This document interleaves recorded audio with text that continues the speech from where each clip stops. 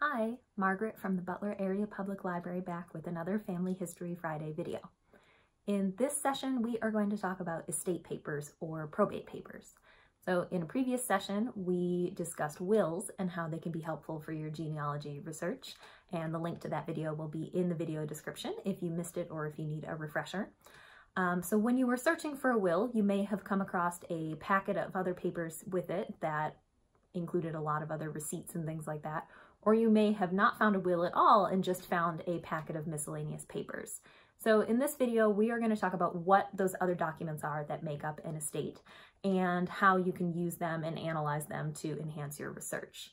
And we'll also talk about where you can find those documents online, or if you're not finding them online, where you can go to view them in a courthouse. So let's get started.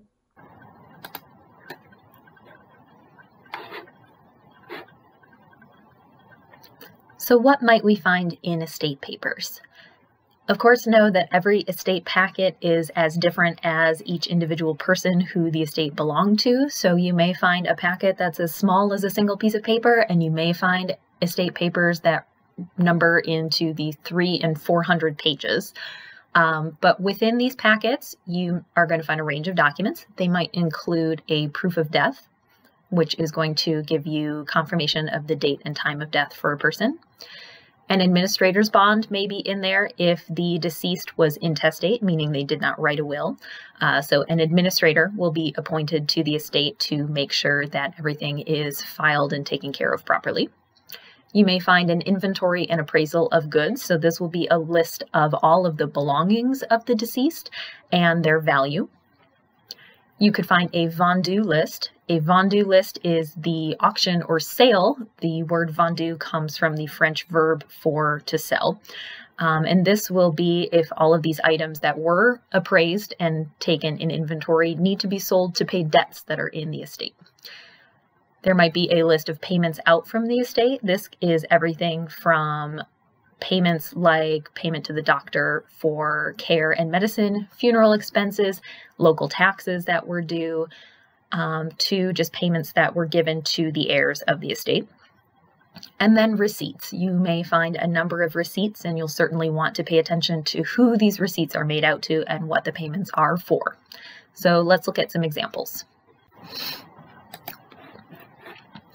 Let's flip through one example estate packet. This is a Butler County estate for David Goldinger. He died in 1878. Typically, you're going to see some kind of cover sheet with the name and the estate file number. In Butler County, they use these index cards that are handwritten and were added in later. For other counties, you may see a cover sheet that was created at the time of the estate.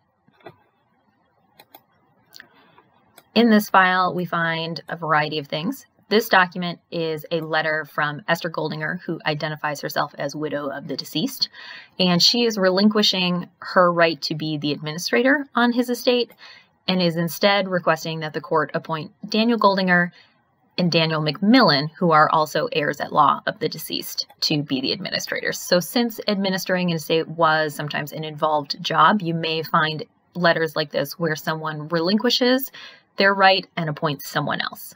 And this helps us identify not just the widow of David, but two heirs, presumably a son and maybe a son-in-law.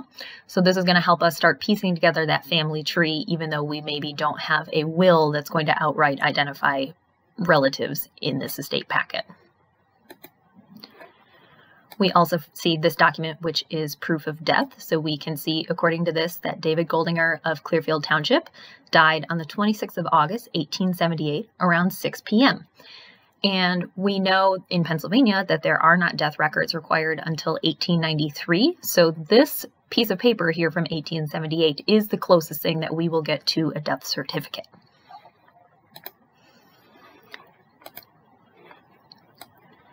Here we can see a list of payments or credits claimed out of the estate.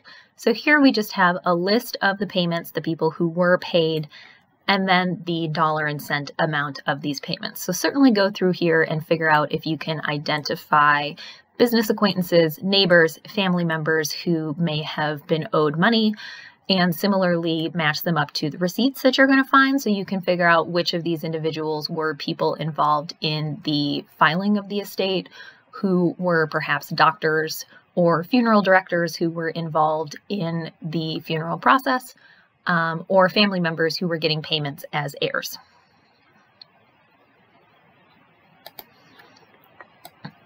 Here we have a letter for the final account of this estate, and here we have all of the heirs coming together to declare that they have knowledge of the settlement of the estate and that they are satisfied with the settlement of the estate. So they are signing off that they don't object to the closing of the deceased estate.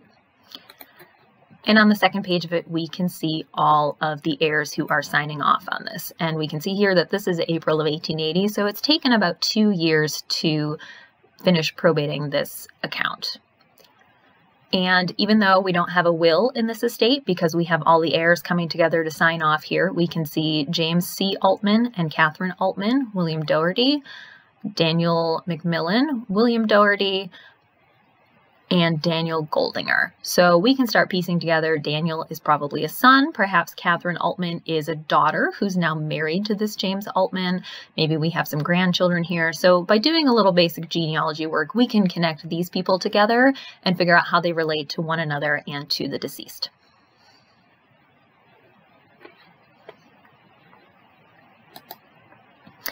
In all of these receipts that we have, you'll find a number of payments for a variety of things.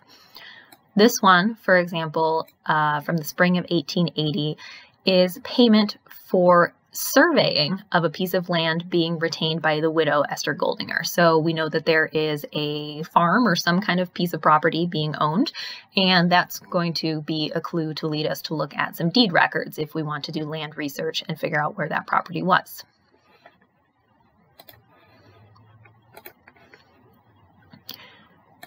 Here's another receipt. This is payment to the person who clerked the vendue, so the person who was in charge of coordinating the vendue sale of the items in the deceased possession that were sold to pay for the estate's debts.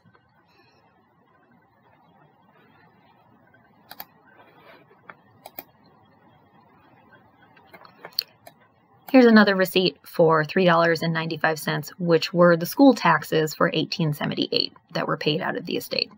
So a wide variety of things in these receipts. Here is our inventory and appraisal of all the goods that were owned by the deceased. We can see here that it is going to range from farm animals. We have a horse, a mare, some hogs, a calf, to bushels of potatoes and wheat, to a plow, a sled, a saddle, a cultivator, beds, even forks. And that does continue on a second page. So you may find an extensive list of items in the inventory or a pretty small list, and that in and of itself is a clue to the life that this person was living. Paired with that inventory list is the vendue list. So this is the list of sale items from the estate, and we can see here that there is a list down the center of items that were sold, the price that they were sold at, and then on the left-hand side, who they were sold to. So we can see here that people were buying everything from a cleaver to a hatchet to a coffee mill. We can find the people who were purchasing it. They may be neighbors, they may be friends, they may even be members of the family of the deceased who have specific items that they wanted that they need to purchase from the estate because they were not willed to them directly. So let's look at one example here of a very early estate packet. This is for Jacob Pizer, who died in Butler County in 1832. He has a very large estate packet, 118 pages. So even though we have the negative that he was intestate, so he did not write a will, we have 118 pages of documentation that we can go through. So we can definitely use this to piece together a picture of his family. So being that this individual died in 1832, we know this was before census records recorded all individuals in the family. We know it's long before birth, death, and marriage licenses in Pennsylvania. So let's look at how we can piece together this family group just using the papers in this estate packet. This is the administrator's bond for this individual's estate. So we know from seeing this that people were appointed to be administrators of the estate, that there were no executors appointed by a will. So administrators had to testify in court that they would faithfully execute this estate. So when we thumb through these papers, when I found the list of payments coming out of the estate, we can see that there's a substantial number of payments happening throughout the 1830s. A few stuck out to me. So in the red circle, we can see a payment to Robert Patterson, one of the heirs, a payment to John Beatty, who's intermarried with one of the heirs, a payment to John McNeese, Esquire, who is a guardian, and a payment to Joseph Shields, married to one of the heirs. So here we are identifying family members who are directly heirs, who are spouses of heirs of the deceased, and someone who is a guardian, implying that there are minor children of the deceased. And then once we start looking at the numerous receipts that are in this packet, we can find more clues. So this is a receipt for $5.24 being part of her share of the estate being paid to Catherine Shields. So we know that someone named Catherine Shields is an heir of Jacob Pizer. And as we saw in the previous example, there's a payment to a Joseph Shields who's married to an heir. So most likely Joseph and Catherine here are husband and wife. Catherine is probably a daughter of Jacob Pizer. Two more receipts. The one on the top is $92.64.5 being part of the third widow share of the deceased going to Catherine Pizer. So we know from the specific language in this that Catherine Pizer is the widow of Jacob because she's getting the default widow's third. The bottom receipt that we're looking at, again, is a payment coming out of the estate of Jacob Pizer. This one is going to Betsy Pizer, so another daughter. One last receipt that we can look at, there are two payments here signed by the same person. So the top is a payment coming out of the estate of Jacob Pizer, part of Jacob Pizer's share. And then the second one from the estate of Jacob Pizer being part of Peggy Pizer's share. Those are being signed by John McNeese, guardian. So Jacob and Peggy are minor children of the deceased Jacob Pizer, and this John McNeese has been appointed legal guardian to handle their representation within the estate. So it's not that they are having a guardian because they're orphans. Obviously, their mother is still living, but they need a legal guardian to represent their financial interest in this estate. Let's look at one last example where estate papers are crucial in helping solve a research mystery. So in this example, we were tasked with looking for the fate of an individual named John Snow from Butler County. We found no obituary in our newspapers, and he had no death certificate. And the last documentation that we and this researcher had found for him was the 1880 census, and then documentation of his 1887 marriage to a woman named Margaret Harriet Young over in Ohio. So there's some conflicting information on public family trees online, and some folks seem to think that a John Snow, who's about the same age, who was born in Pennsylvania but living in Minnesota on later census records, could be the same person. So the question here is, did our John Snow from Butler County die, or did he skip town? So let's try looking at an estate file locally for J.N. Snow, which is estate file number S539. And when we look through this estate paper, he was intestate, there is no will, but there are about 15 pages of documents here for us to go through. One is this proof of death. So a Lewis Young of Penn Township came forward and testified that J.N. Snow died on the 23rd of December, 1891. So we have someone dying here about 2 years before death records are required in Pennsylvania. So this could explain why we had not found a death certificate. The next paper that's helpful for us is this document in which the widow is renouncing her right to administer the estate. So here, the widow of J.N. Snow, who identifies herself as Hattie Snow, is asking instead that letters of administration be given to her father, Lewis Young. So the widow of J.N. Snow is Hattie Snow, maiden name Young. And remember from our background information that our John Snow married a Margaret Harriet Young. So all the pieces are falling together to indicate that this is our John Snow who died, and he did not, in fact, move out to Minnesota. But there's actually more to this story. In looking chronologically at the estate packets that were available and from looking at census records, we know John's mother was Sarah Snow, based on earlier census records when he was younger and still living at home. Sarah also died in 1891, the same year as her son. And she also had an estate file. She was also intestate, so we just have these miscellaneous documents to work with, not a will. And her file was S538, just one earlier chronologically than her son's. So we can see here that Sarah A. Snow died on the 14th of December, 1891, so really only about a week and a half before her son died. And this last piece of paper that was in her estate file paints a picture of perhaps a larger story that was going on. So here on December 18th, 1891, we have this letter. It says, I, in parentheses, J.N. Snow, hereby renounce my claim or right to administer on the estate of Mrs. Sarah Snow, deceased of Penn Township, and recommending D.B. Douthit be administrator instead. It is signed by Hattie Snow on behalf of J.N. Snow. And this is only about 5 days before we know John N. Snow died. So here we have his mother dying. He becomes the default administrator of her estate as her heir, but he is renouncing his right because perhaps he's ill and incapable, because he's not even signing this paper. His wife Hattie is. And interestingly enough, if we look at the stationery that this is written on, it's stationery belonging to H.S. McClymonds, M.D.